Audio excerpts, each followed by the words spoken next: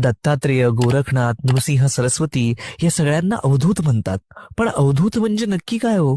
अवधूत या शब्दाचा अर्थ आहे अवधूत, म्हणजे ज्याने सगळे प्रकृतीचे विकार धुवून टाकले, मन संपूर्ण निर्मळ असा अवधूत.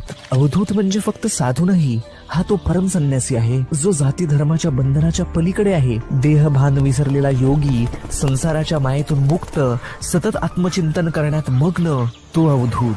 दिशांनाच वस्त्र मांडणारा संपूर्ण विरक्त.